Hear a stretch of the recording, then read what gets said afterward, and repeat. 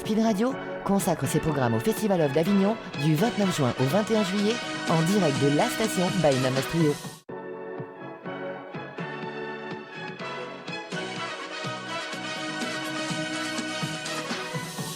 Speed Radio, 10h midi, en direct du Festival of d'Avignon, Paolo Palermo et Marion Bonichev.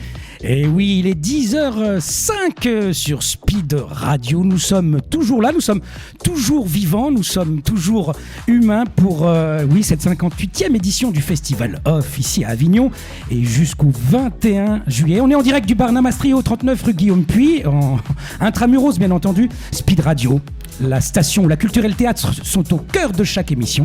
Speed Radio, l'unique radio qui te dynamise. Je suis Paolo Palermo, comme tous les mardis, jeudis, samedis, et toujours accompagné de Marion Bonichev. Hello, hello. Comment tu vas aujourd'hui ? Très bien. Et bon, toi ? Ça va. Je commence à... Tu vois, je fais plus de 13-14 km par jour. Ça commence à se faire sentir dans les jambes ? La jambe droite. Pourquoi la droite ? Je ne sais pas. Il y a plein de réponses à ça. Il y a plein de réponses. Si vous avez la réponse, n'hésitez pas à nous appeler ici en direct et puis on échangera peut-être ou pas. En tout cas, on a beaucoup d'invités, donc je ne sais pas si on aura le temps. Nous sommes le 4 juillet, et que fait-on aux États-Unis le 4 juillet, Marion ? Aucune idée. Le 4 juillet, c'est un jour très important. Pour les Américains, ils célèbrent en fanfare l'Independence Day. Bah oui. Bah oui, tu le savais vraiment pas ? Non. Je m'en souvenais pas, disons. Tu t'en souvenais plus, voilà. C'est un peu leur fête nationale, c'est un peu notre 14 juillet, tu vois, mais 10 jours à l'avance. Donc voilà. Il faut toujours qu'ils fassent les choses en avance. Mais toujours. Il y a un petit décalage horaire quand même. Donc le temps que ça arrive, à l'époque, par bateau, c'était long. Il fallait bien 10 jours pour atteindre l'Europe. Mais alors, ils fêtent quoi ? Eh bien oui, ils fêtent effectivement un événement fondamental et constitutif à leur histoire, c'est la signature de leur déclaration d'indépendance, car il ne faut pas oublier que jusqu'en 1776, l'Amérique était une colonie française. Britannique, entre autres, oui, alors après... C'était les Britanniques. Les Indes. Les quoi ? Les Indes. Oui, il y avait les Indiens, effectivement, qu'on appelait Indiens, parce qu'on pensait que c'était des Indiens, mais c'était pas... Bon, Speed Radio, c'est pas une radio d'histoire. T'es déjà allé aux USA, toi, Marion ? Non, pas encore. Eh bien, un jour, j'irai à New York avec toi. T'es prête ? Allez, 3, 4. Un jour, j'irai à New York avec toi. Pas facile de chanter avec la musique de fond. Hein. Non. Bon, en tant que Sicilien d'origine, moi, New York, ça me connaît. Vous, les invités qui êtes parmi nous, vous connaissez un Sicilien très connu à New York ou même à Chicago. Tiens, Chicago. Il y avait qui à Chicago ? Eh oui, Al Capone. Eh oui, Narcisse.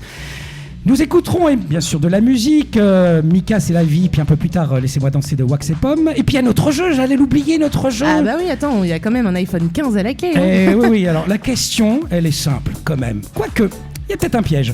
La question est la suivante, après les 9 coups ou les 12 coups du brigadier, combien reste-t-il de coups à donner ? Petit 1, 3 coups, petit 2, 9 coups. Si vous avez la réponse, envoyez Speed au 7 14 15, puis tapez 1 pour les 3 coups ou 2 pour les 9 coups. Et il y aura toujours un tirage au sort le 21 juillet à 20h. Mais oui, c'est là la fin du festival le 21 juillet.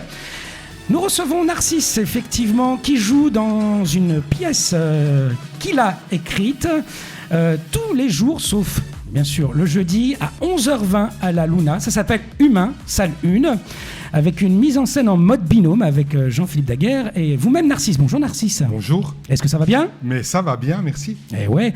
Et puis on reçoit aussi l'autrice et la comédienne de Carnet Rouge qui se joue à Pierre de Lune à 14h20. Une pièce donc de Dorothée Levaux. Bonjour Dorothée. Bonjour. Et puis vous n'êtes pas seul sur scène.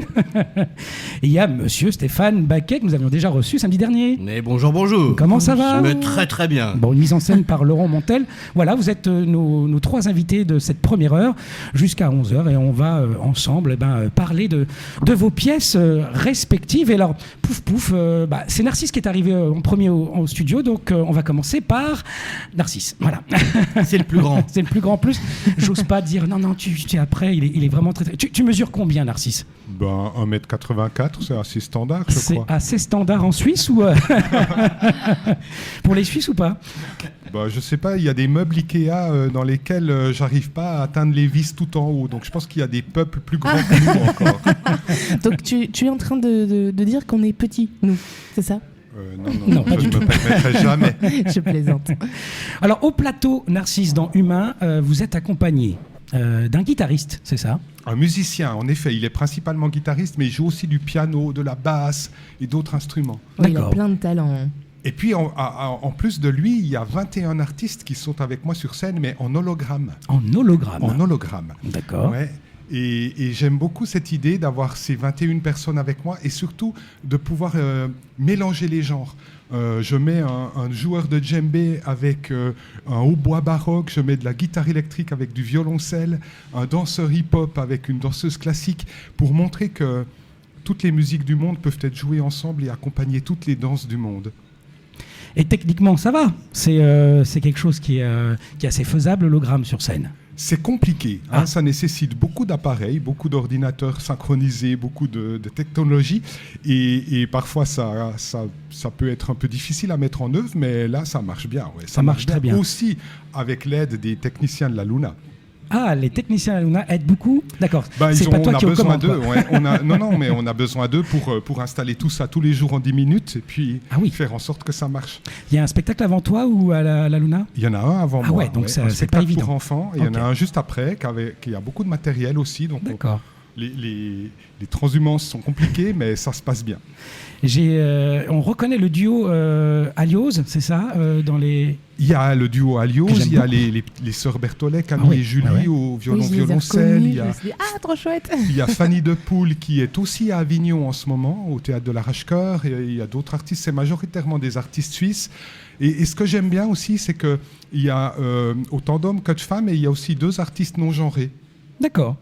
Ah Formidable. oui, avec des beaux costumes. Moi, j'ai eu plaisir à le voir apparaître. La drag queen, Ouais. qui a une voix magnifique en plus. Ouais, j'aime beaucoup ce moment.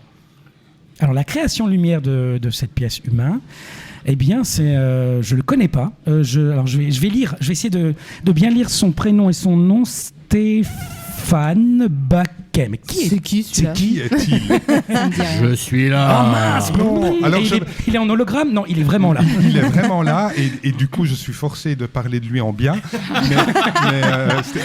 Stéphane Baquet, c'est donc le directeur de la Luna avec qui je travaille depuis 9 ans maintenant. La première fois que je suis venu à Avignon, c'était en 2015 et c'était déjà Stéphane qui m'a accueilli dans l'un de ses théâtres et on a lié une amitié entre-temps et puis il y a 2 ans, je lui ai dit est-ce que tu serais pas d'accord de faire la lumière de mon prochain spectacle? Il était presque ému, je crois. Peut-être qu'il a fait semblant, mais il avait l'air ému. C'est ça, voilà, c'est ce que j'allais dire. Et c'était une magnifique collaboration. Moi, je trouve que mon spectacle est très beau au C'est-à-dire niveau sans Stéphane, de l'éclairage. Voilà, sans Stéphane, Humain ne serait pas humain. Il serait moins joli. Ce serait différent, forcément. Stéphane, puisque tu es là, tu as quelque chose à dire sur cette création? Ah, mais de toute façon, Narcisse est un artiste que j'adore, en fait, hein, vraiment. Depuis 9 ans, tu dis, c'est ça? Oh, la vache, Ça te rajeunit pas, c'est ça? Non, et puis je suis tombé amoureux, c'est du slam, donc on n'est pas habitué. À part Grand Corps Malade, en Oui, France, c'est vrai. on ne connaît pas de slammer. Et en fait, il est suisse, vous l'avez entendu à son accent, comme ça, un petit peu. Voilà, un petit peu. Et en fait, il est plus connu en France qu'en Suisse. Alors, c'est étonnant. Mais c'est super, parce qu'il est... Venez voir, en plus, il a, comment dire... Il a une imagination débordante et une technologie. À chaque fois, il nous amuse et en même temps, il nous séduit par une idée.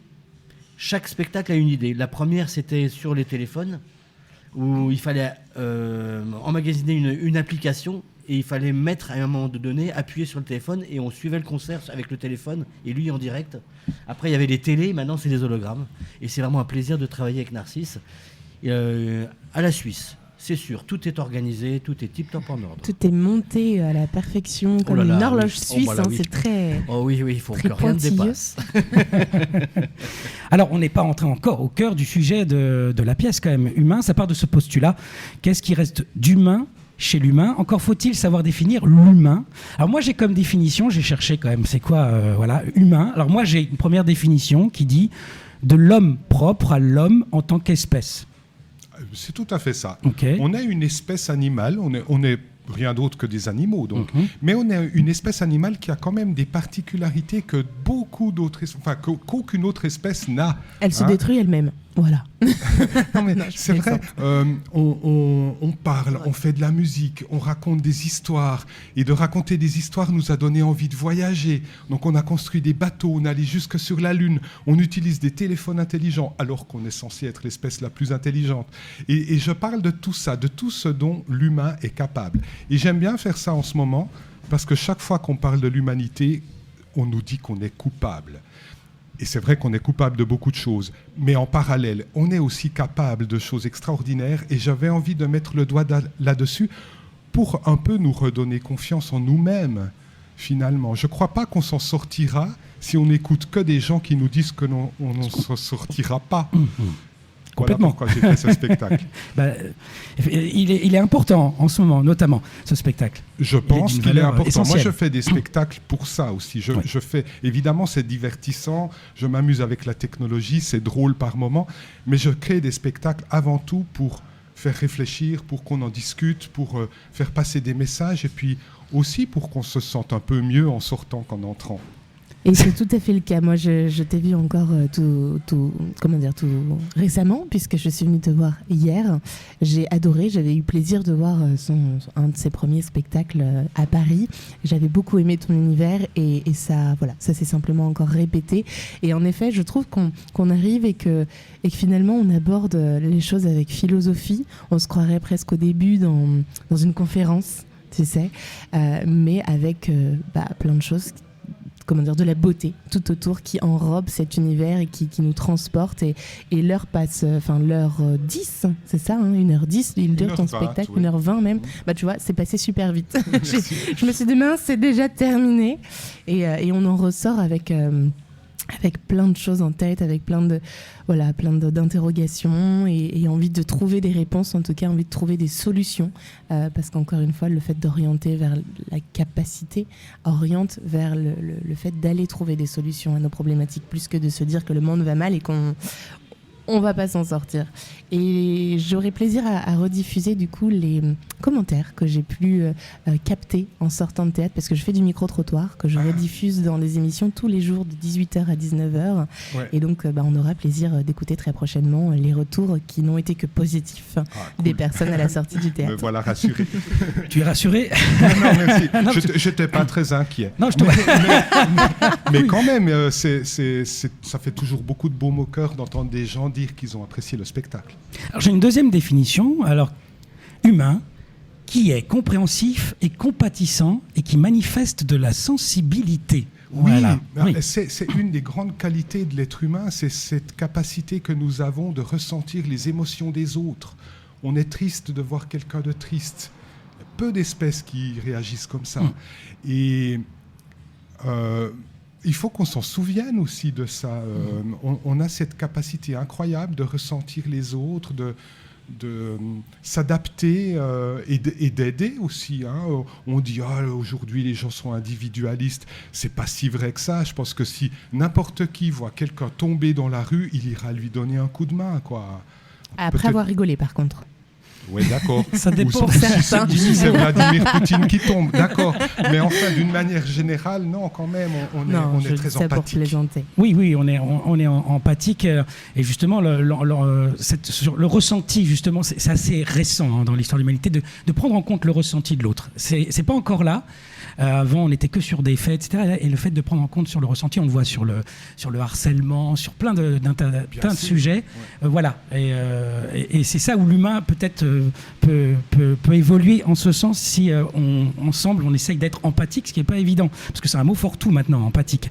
Mais c'est vrai que c'est une espèce, l'humain, émotionnellement hyper dépendante. Voilà, sans émotion, on n'est pas humain, c'est évident. C'est absolument ça. Et ça vient de notre naissance. J'ai lu ça quelque part et j'en parle dans mon spectacle, que en fait, notre cerveau n'est pas terminé à la naissance, contrairement au cerveau de beaucoup d'autres animaux. Et donc, notre cerveau va continuer à se former après notre naissance et il va se former au contact des autres, au contact de tout ce qui nous entoure, de la terre, de nos amis, des gens qu'on rencontre. Et c'est ainsi qu'on devient des êtres humains, parce qu'on écoute les autres, on les regarde faire, et on apprend d'eux. Tout à fait. Ben, on a nos cellules qui imitent, qui ont besoin, donc au départ, à les nous aider ces cellules. Voilà. Neurones miroirs, Voilà, j'allais exactement. le dire, exactement. Bon, bah, alors, un coup de foudre avec Stéphane, qui a fait les Lumières, hein, donc il y a un vrai coup de foudre entre vous, c'est ça? Une rencontre. Une rencontre. Ouais, Ouais, une rencontre. rencontre On va- humaine. Une rencontre humaine. Voilà, Et simplement. pas que Ils technique. tiennent à Non, non, préciser bah non, que ça surtout pas. s'arrête là. Non, Ouais. c'est avant tout une amitié avec Ouais, Stéphane. bien sûr, ouais. bien sûr. Complètement. Mais alors, justement, l'amitié, l'amour, la limite, la frontière est poreuse parfois, on ne sait pas. Alors, le coup de foudre. Elle est pour qui? Elle est poreuse? Elle est poreuse. Ils se marièrent et il y a eu beaucoup d'enfants parce qu'elle Oui, c'est ça. était Non, poreuse. y a pas de. Non, mais c'est vrai que l'amitié. On parlait d'empathie, d'humanité, tout ça, etc. Avec Narcisse, c'est une vraie rencontre artistique d'abord, parce que je l'ai vu sur mon écran d'abord pour voir une captation, et après c'est une amitié humaine aussi, parce que c'est quelqu'un de super chouette, quoi. Bah ouais, simplement. Et Tout puis- simplement. Ouais, bah oui. Alors, Carnet Rouge, Bah justement, On parlait de rencontre. c'est voilà, justement, j'allais faire Bah, cette bien transition. sûr. Bah, c'est formidable, c'est vachement bien. Trop bien préparé cette émission. Carnet Rouge, donc au Pierre de Lune, un autre lieu du quartier La Luna. Exactement. Alors là, c'est marrant parce que vous avez vraiment les deux extrêmes. La grande salle de 150 places Ouais. avec Narcisse, Ouais. et la plus petite salle de 49 places avec moi et Dorothée, bien sûr. Et Dorothée à 14h20, à 14 ans. tous les jours, sauf, je crois, le vendredi. Le vendredi, exactement. Vendredi. Ok, avec Dorothée qui a écrit, qui a écrit cette pièce, mise en scène par Laurent Montel. C'est un titre mystérieux quand même, non, Carnet Rouge, parce que on Moi, pense je pas pense tout de aux suite. communistes. Ouais, c'est ça, tout de à suite. première idée. Ouais, le fameux carnet qu'on brandissait. Très bien, mais c'est pas ça. D'accord. C'est ça. Alors pourquoi déjà ce titre? Mais vous allez nous l'expliquer. Donc c'est vraiment une histoire d'amour entre Anna, jouée par vous, Dorothée, Oui, absolument. et Nicolas, joué par Stéphane. Tiens, justement, si vous deviez, avant même qu'on rentre dans le sujet, si vous deviez croquer le personnage, le portrait plutôt de Nicolas, Anna, oui, vous utilisez quoi? Le fusain, le pastel, l'aquarelle, l'encre de Chine, le stylo bille, la peinture gouache, la bombe à graffiti, le crayon HB. Il est comment, Nicolas? Juste avant même d'entrer dans le thème de la pièce. Ah, c'est Dorothée C'est à qui doit moi. répondre. Oh, Ah mon oui. Dieu, mon Dieu. Alors en fait, ce qui est compliqué pour moi, c'est de parler de ce spectacle qui nécessite un petit peu voilà, je dois garder un mystère, donc je ne peux pas tout, C'est ça, on tout peut pas- révéler on peut pas et tout tout dévoiler. Donc c'est un Ok. petit peu compliqué. Mhm. Nicolas, c'est un homme qui... attendez, parce que Non mais ça va être très voilà, moi je dis compliqué, est-ce qu'il est Est-ce fin que comme je- le crayon HB ou alors c'est plutôt pour la bombe graffiti comme vous le voyez comment finalement Pas moi. Hein. À l'ancienne, Non, pas- je sais bien. pas À l'ancienne. à l'ancienne. À l'ancienne. Ouais, C'est ok. il est assez représentatif de ces hommes installés dans quelque chose assez confortable. D'accord. Voilà. Après, qu'est-ce que je peux dire de plus? Bah, c'est déjà suffisant. On va faire la Voilà. même chose pour oui, Nicolas. Comment vous voyez donc Comment Anna je vois mon personnage? Non, comment vous voyez le personnage de... Ah, mais posez On bien va les dire qu'il questions. était Ça va être- auto-centré. Ça va être compliqué. Parce que là, je suis un peu fatigué, donc je ne comprends pas bien vos questions. Tu ne comprends pas la question. Non. Non, mais Vous pouvez c'est- répéter la question? Non, parce que comme c'est une rencontre, voyez-vous. Donc Ah, bah, bien forcément, sûr, quand on non. rencontre quelqu'un, C'est ça. au premier regard, on a Mais une oui. idée. Voilà, on a effectivement un croquis, quelque chose qui est pas forcément fini, mais qui nous accroche en quelque Alors en sorte. fait, moi je suis comme disait Dorothée, évidemment, je suis l'homme standard, quoi. Voilà. Ouais. Donc, Mais elle, est-ce qu'elle est la femme standard? elle, mais c'est un coup de foudre. Oui. Alors le coup de foudre, ça Donc- existe encore, ça franchement. On en parle, on peut encore en parler en 2024. Mais oui. Heureusement, heureusement, bien sûr. Mais oui, c'est un coup de foudre, c'est une rencontre, c'est comme ça. Qu'est-ce qui se passe, qu'est-ce qui m'arrive? Elle est C'est ça. sublime, quoi. Et puis, je tombe mais éperdument amoureux, comme ça. Donc, vraiment, je tombe dans un abîme. Est-ce que c'est d'après un fait réel, ça, Dorothée? Ou alors, en tant qu'autrice, vous aviez envie de parler de l'amour comme ça? Qu'est-ce qui vous a stimulé à écrire cette pièce? Automatiquement, on est de toute façon nourri par nos histoires, par les histoires de notre entourage, de nos familles, et cela peut... voilà, c'est un petit germe qui après je vais développer peut-être des choses différemment, mais voilà, en tout cas, il y a toujours bien évidemment quelque chose là-dedans de très intime et de très personnel qui va donner naissance à peut-être une histoire qui va aller peut-être un petit peu plus loin que la réalité l'a faite pour nous. Donc voilà, je me suis laissée en effet emporter dans ce texte sans même trop savoir où j'allais. Et voilà, ça m'a porté. Est-ce que c'est vrai ce qu'on dit que c'est un texte qui est né au départ d'un court-métrage ? Oui, absolument. Oui, okay. Oui, tout à fait. Vous aviez écrit ?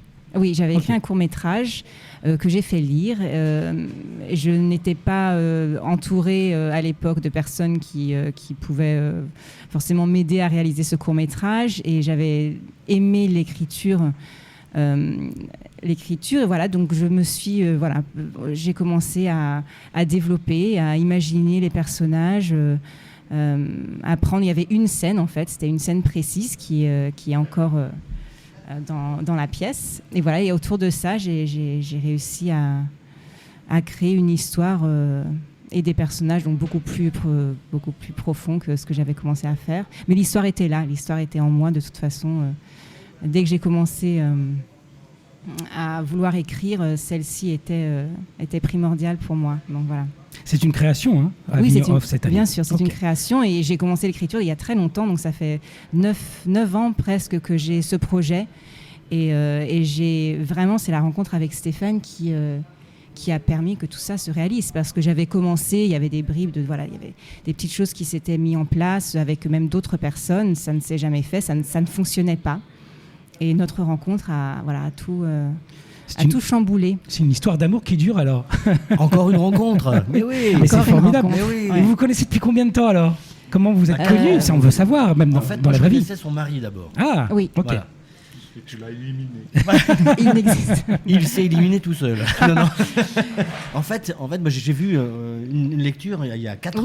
En 2021, c'était quand il y a après le Covid. Oui, c'était vers le Covid. Oui. Et elle faisait la lecture avec son mari. Oui. D'accord. Et j'ai vu, et puis on s'est rencontrés là, et puis on s'est rencontrés là, et puis on s'est rencontrés là, et puis on s'est rencontrés là. Voilà. Et puis vous êtes toujours là. Et on est encore là, et le projet a monté, a mûri. On a fait d'autres rencontres, effectivement, avec Laurent Montel, oui, qui parlait. Absolument. Sublime, Laurent le avec metteur en Rosario scène, aussi, oui. qui est la chorégraphe. On en parlera. Aussi une autre rencontre improbable. Et Zoé, ma fille, fait la régie, et mon meilleur ami de 53 ans d'amitié, lui aussi, fait le son. D'accord, donc c'est un spectacle polyamour en gros. Exactement. et c'est exactement ce qui se passe. Et, tous on s'aime beaucoup. Oui. Ok, merci Dorothée, merci Stéphane, merci Narcisse. C'est pas fini, mais on va faire une petite pause. Hein. On a besoin de s'hydrater un petit peu. Et on va se retrouver juste après, bien sûr, Mika. Et c'est la vie. À tout de suite, hein, Marion. Ouais, tout de suite.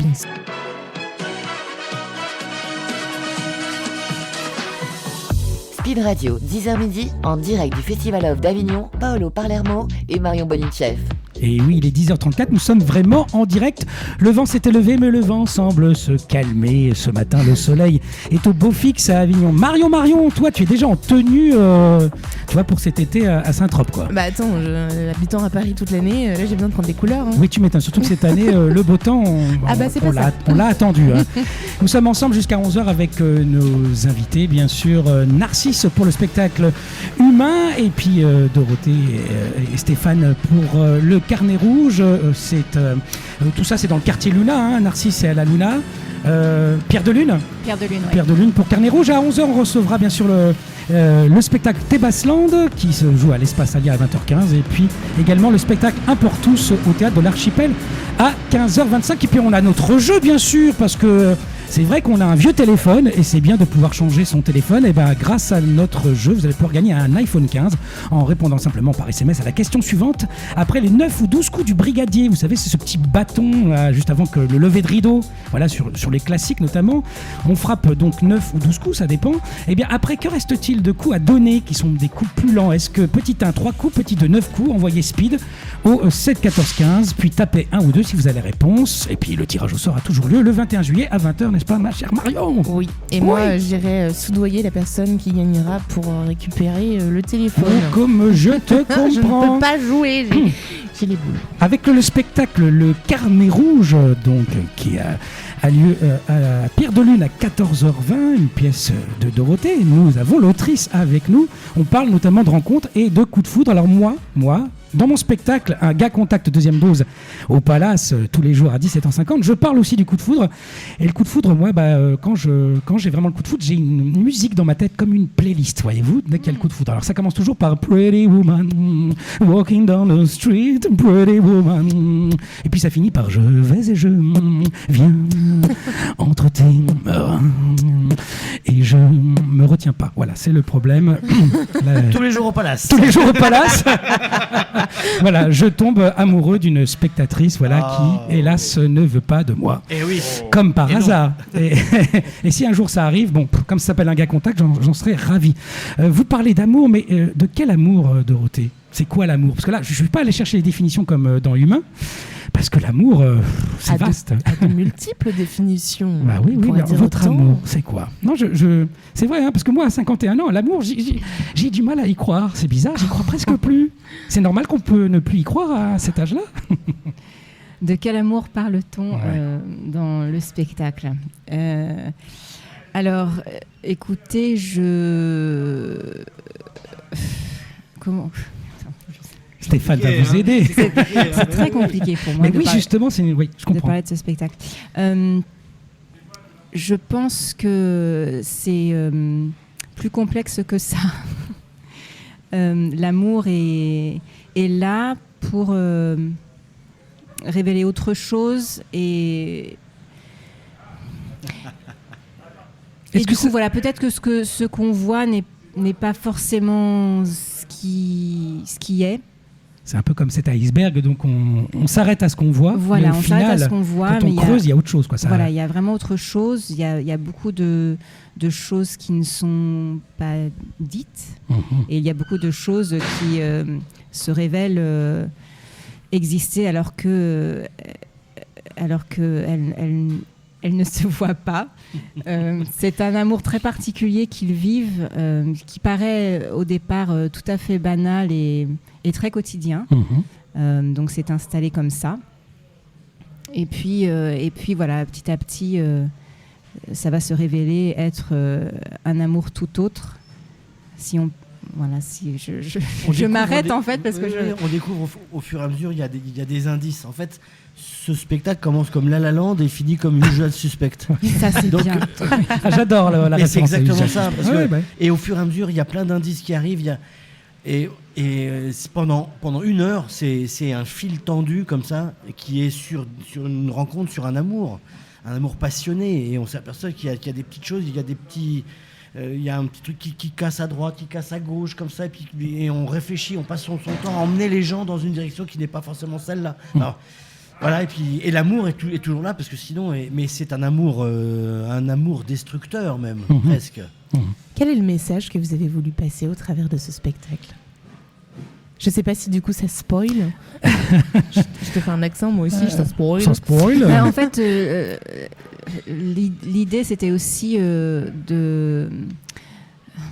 d'essayer de mettre en avant des émotions et une introspection d'une femme qui n'est pas en général, on ne parle pas de ça. Donc là, on a cette femme qui va se dévoiler des choses petit à petit. On ne sait pas trop quoi. Est-ce que c'est un peu le parcours d'une introspection face à la rencontre de quelqu'un et d'un bouleversement Oui, c'est ça. Voilà. Parallèlement, ils sont tous les deux à vivre des choses différentes. Et donc, on est témoin de ça, de ces deux personnages qui vivent chacun de leur côté cette histoire qui est commune et aussi qui ont chacun des choses à cacher et à comprendre d'eux-mêmes, voilà, en plein dans l'histoire. Donc, je sais pas si on parlait des neurones miroirs tout à l'heure, de cette capacité que l'être humain a d'être en empathie avec l'autre. Est-ce que justement la pièce est dans ce but-là de se reconnaître, de faire un peu comme l'effet miroir et de pouvoir se retrouver un peu dans ce que vivent ces personnages, ou au contraire c'est pour donner un prisme différent? Je pense que ça révèle plutôt une facette. Alors bien sûr, on peut se sentir proche du personnage d'Anna, par exemple, et celui de Nicolas, forcément, parce que je trouve qu'il englobe vraiment l'homme en général. Elle, c'est un peu plus complexe, mais oui, on peut trouver des similitudes et voilà, se reconnaître un petit peu. Mais je pense que jusqu'à la fin, on est en questionnement perpétuel de ce qui se passe entre eux et d'essayer de comprendre en fait les non-dits qui existent sur scène. Il y a aussi il y a aussi le corps qui est beaucoup présent dans cette pièce. On a fait un travail sur le corps avec une chorégraphe, Rosario Laface, voilà. Et ça, c'est essentiel parce que ça permet aussi de communiquer des choses qui ne le sont pas par les mots.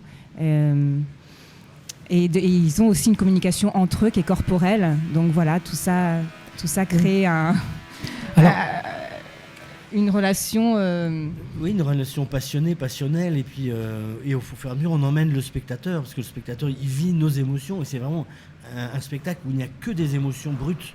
Oui. Et on passe d'une émotion à l'autre comme ça en quelques secondes.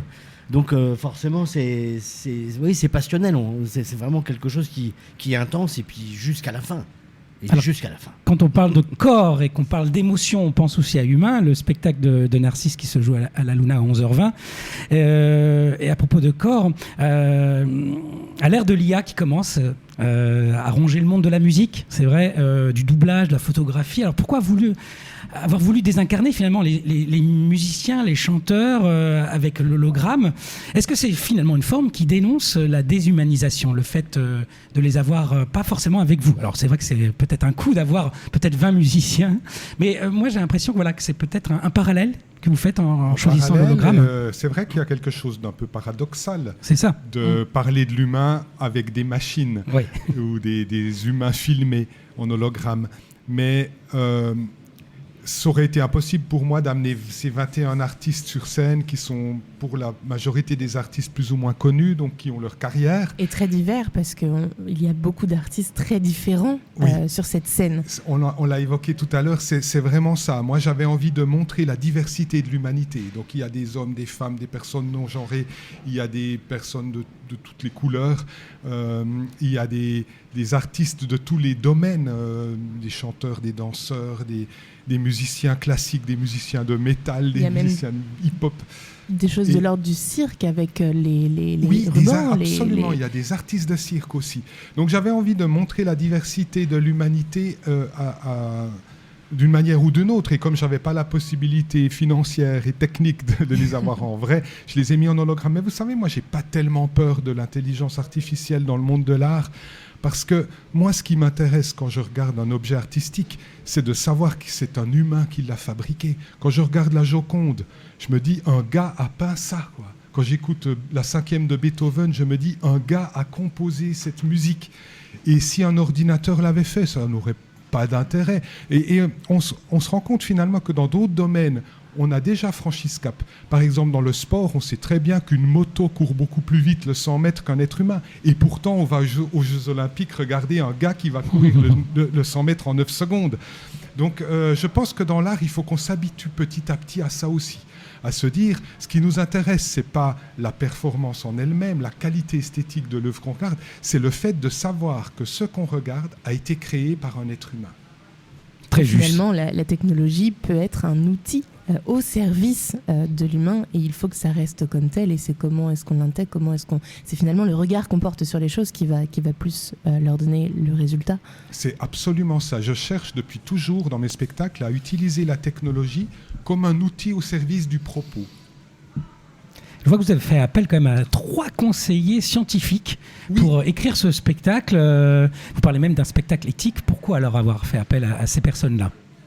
Alors, c'était délicat quand même de parler de l'humanité sans vexer personne, sans être ethnocentré, parce que moi, je suis le schéma type de l'homme blanc cisgenre de 50 ans. Et donc, j'avais besoin d'avoir l'avis aussi de personnes différentes de moi. Notamment, j'ai beaucoup collaboré avec la directrice du musée d'ethnographie de Genève qui s'appelle Karine Ayélé-Durand, qui a des origines africaines, qui est une femme qui est plus jeune que moi et qui donc a une vision du monde très différente. J'ai travaillé aussi avec un ethnomusicologue qui s'appelle Vincent Zanetti. Je ne voulais pas tomber dans le cliché de raconter les débuts de l'humanité avec un Africain qui joue du tam-tam. Donc, j'ai un gars qui joue du tam-tam, mais qui est ethnomusicologue et qui m'a joué les vrais rythmes, qui m'a dit ça, c'est le rythme qu'on joue dans telle tribu pour les mariages, et dans telle autre tribu, ce rythme-là sert à faire tomber la pluie, et c'est pas juste pour faire semblant de faire ancien. J'ai voulu vraiment pousser la chose, me reconnecter le mieux possible avec la diversité de l'humanité. Alors, j'ai qu'une petite facette, hein. Il aurait fallu engager 100 000 personnes pour que ce soit un peu complet. Mais là, disons, j'ai essayé d'éviter les écueils. Et est-ce que vous êtes satisfait de la durée de votre spectacle ? Est-ce que vous voudriez en faire une fresque, en faire quelque chose qui pourrait durer 3 heures ? Parce que effectivement, on aurait des choses à dire. Et je vais vous raconter un scoop. Alors justement, on aime les scoops à Speed Radio. on l'a. Allez-y, Narcisse. Moi, le spectacle, évidemment, je l'ai voulu comme ça. J'aime bien des spectacles d'1h15. Je trouve que c'est une durée adéquate quand on n'est pas très connu encore. Je sais que Bruce Springsteen peut faire des concerts de 4 heures, mais c'est Bruce Springsteen. Donc, je l'ai voulu comme ça. Mais je suis sur un projet avec le Mali où j'aurai peut-être la possibilité de travailler avec des artistes maliens et maliennes. Et j'ai envie de créer un humain augmenté, où des artistes maliens et maliennes vont donner leur avis de l'humanité, où j'aurai des danseurs, des danseuses, des musiciens de là-bas, en plus de ceux qui sont sur mes hologrammes. Alors, on est au début de ce projet, on est en train de le monter financièrement, donc avant qu'on ait l'argent, c'est toujours la même chose. On ne sait pas si ça aura lieu ou pas, mais j'aimerais beaucoup que ça puisse se concrétiser. D'ailleurs, puisque c'est la 2e année à Avignon avec ce spectacle, c'est un fort succès, c'est votre 4e écriture scénique, et vous allez avoir des dates d'ailleurs au Mali, hein, c'est prévu. Alors notamment, il y a ce projet du Mali, mais c'est vrai que le spectacle a très bien fonctionné l'année passée, au-delà de nos espérances, et cela fait qu'il s'est très bien vendu. Alors j'ai un excellent producteur qui s'appelle Créadiffusion, et Créadiffusion a bien vendu mon spectacle. Donc après Avignon, à partir du mois de septembre, on part pour une tournée qui va nous conduire jusqu'au mois de juin 2025, et là on va sillonner toute la France, mais on ira aussi au Mali, peut-être au Liban, ça dépend si tout va bien. de l'état politique. Exact. Peut-être à Madagascar, et puis dans d'autres pays encore. Eh ben, on part avec vous. Génial. T'es d'accord, Marion ? Ah ouais, moi je signe direct. Hein. Moi, je viens aussi. Je viens. On vient J'aimerais tous en fait. tellement les Et voilà, amis. et je veux bien être... Tu leur dirais qu'ils auront 2 spectacles pour le prix d'un. je veux être plus qu'un C'est à hologramme. voir. Allez, on se fait une petite pause musicale avec Pomme et Evax avec Laissez-moi danser. Sera la tâche d'encre et faire.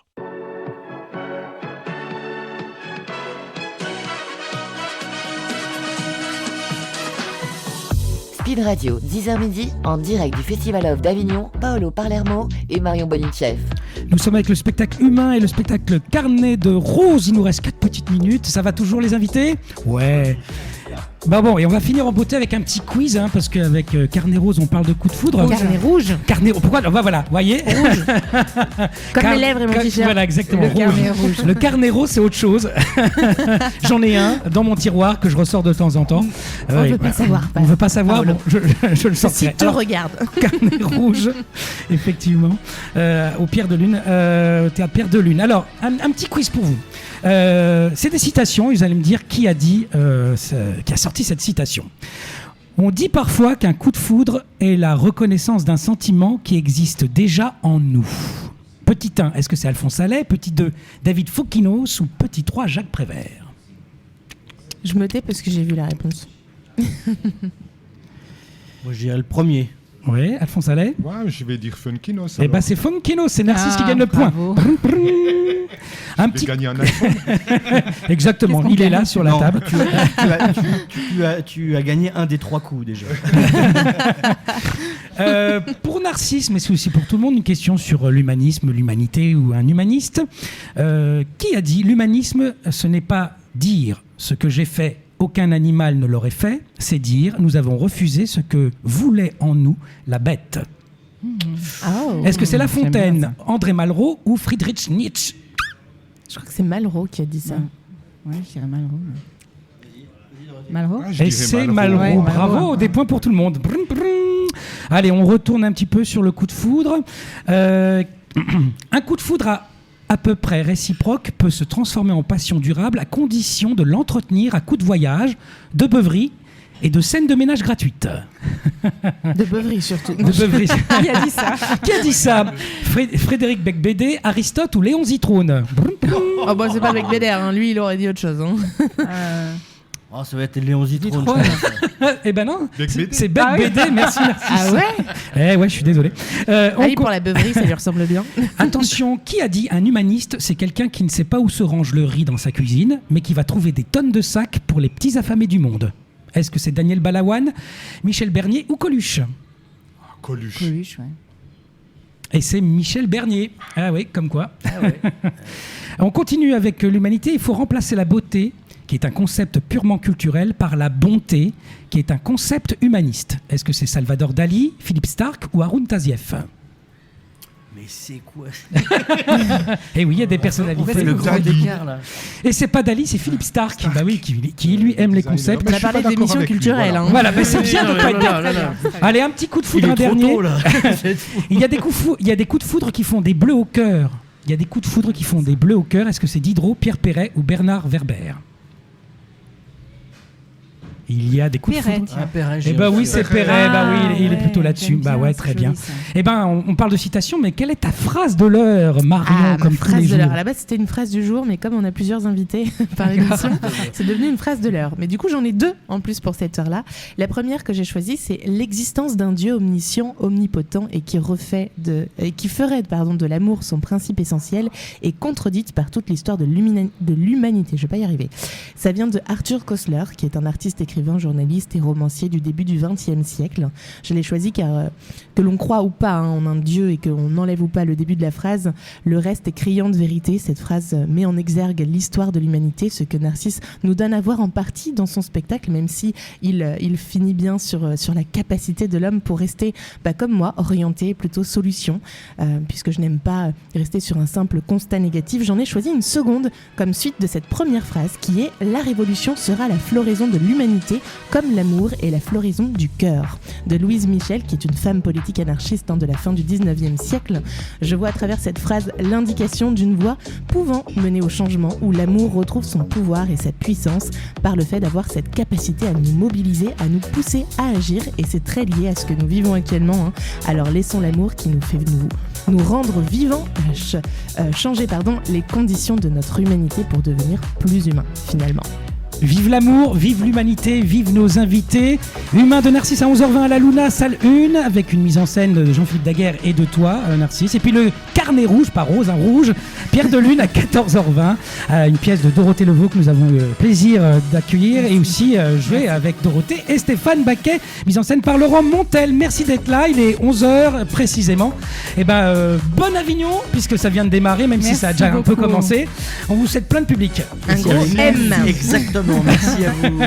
Et on accueille nos invités dans quelques minutes. Restez sur Speed Radio. À tout de suite.